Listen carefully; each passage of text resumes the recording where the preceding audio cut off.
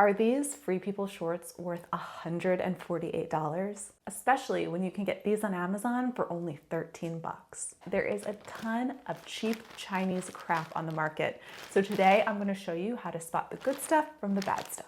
Right out of the bag, there is one thing the Amazon version is doing that I like, and that is that this center flower here is placed in the middle of the waistband.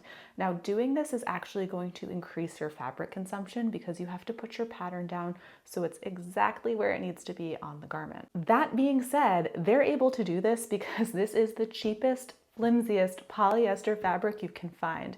This is 2 layers and you can see my fingers through it. So while they are using this more expensive placement technique, it doesn't really matter because the fabric is so chintzy. If we zoom back in on this placement flower here, you can see there is not a lot of stitch work, but on the Free People version, there is a ton of stitch work. Now this is adding to the cost, not because it's using more thread, that really doesn't cost a lot, but because of the time it takes on the machine.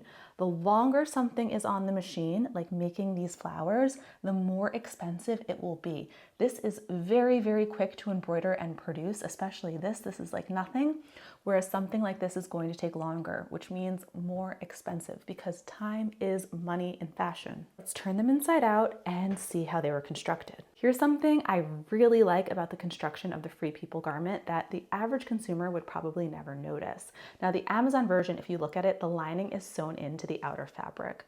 Whereas the Free People, they constructed a totally new garment inside out of the lining. Here's why this is important. When you wash this garment, the fabric will tend to shrink and move a little bit, and when that happens, it's going to pull this seam, creating a really weird fit. Now, when you wash this, and this happens with all garments, the fabric just relaxes and moves a little bit, but when it does that, it's not going to create that pulling because it was made separately. This is basically like constructing 2 separate garments. It is double the work, double the labor, not necessarily double the cost, but close. This is a lot cheaper to do. With the shearing, I do appreciate that the Free People version is nice and flat on the garment, whereas the Amazon, look at all of this waving. This is going to create so much chaos when you wear it. Okay, let's try both of these garments on. These are the Amazon and I feel like I'm wearing a paper bag.